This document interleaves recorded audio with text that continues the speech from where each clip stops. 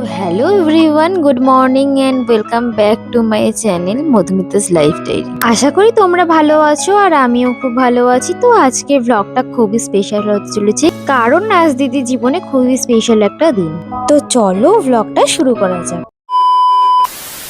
2 বছর অপেক্ষার পরে আজ দিদি আর জিজুর আইনত দিক থেকে রেজিস্ট্রি ম্যারেজ কমপ্লিট হতে চলেছে। তো এখন বাজে সকাল 8টা আর আমি ব্রাশ করে ফ্রেশ হয়ে খেয়ে নিলাম চা। খেয়ে নিয়ে শুরু করে দিলাম রুম ডেকোরেশন। 11টা থেকে সবাই এর আসা স্টার্ট হয়ে যাবে তার জন্য।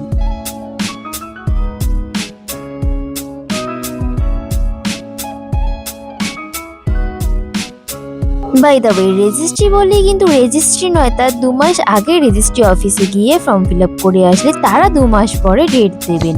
আর হ্যাঁ, আমার দিদি রেজিস্ট্রি অফিসে গিয়ে নয়, রেজিস্ট্রি হয়েছিল মাসির বাড়িতে। এদিকে সবাই সবাইয়ের কাজে ব্যস্ত আর এদিকে মাসি আবার করে নিয়েছিল আমাদের জন্য চা। কাজ করতে করতে আমরাও চা খেয়ে নিলাম। দিন সবার আসা স্টার্ট হয়ে গেল আর মা নিয়ে এসেছিল কত খাবার নিয়ে, সেগুলো সবাইকে খাইয়ে দিচ্ছিল। তারপর কচুরি তরকারি খেয়ে নিতেই এদিকে চলে আসলো ক্যাটারিং এর কাকু লাঞ্চের মেনু নিয়ে। আমাদের যে কোনো অকেশন পারপাসেই এই কাকুকেই ব্রেকফাস্ট, লাঞ্চ, ডিনারের দায়িত্ব দেওয়া হয়। তোমরা যারা শিয়ালদা পটারের দিকে থাকো তারা হয়তো চিনবেন।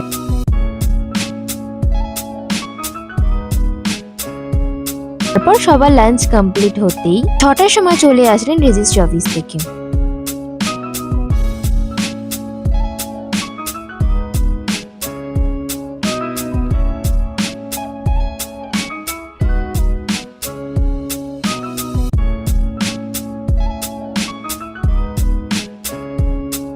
দুই বাড়ি থেকে সাক্ষী দিয়ে দিল। এরপর শুরু হয়ে গেল সেই স্বপ্নের মুহূর্ত, যার জন্য দিদি আর জিজু 2 বছর ওয়েট করে আজ সেই দিনটা পেয়েছে।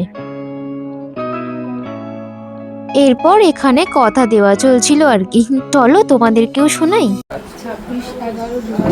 26/11/2025 স্পেশাল ম্যারেজ অ্যাক্ট অনুযায়ী 3জন সাক্ষীর সম্মুখে মন্দিরা দাসকে ওয়াইফ হিসেবে গ্রহণ করলাম।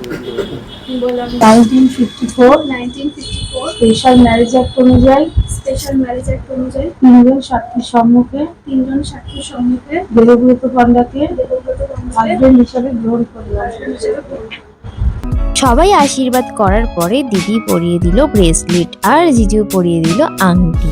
এই সুন্দর মুহূর্তের সাথে একটা কেক কাটাও হয়েছিল ছোট্ট করে।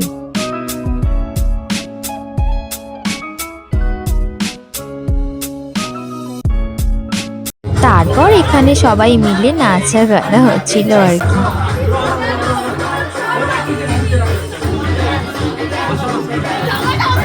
আর ডিনারে ছিল মিক্সড ফ্রাইড রাইস আর চিকেন চাপ। তো এখানেই ব্লগটা এন্ড করছি, বাই।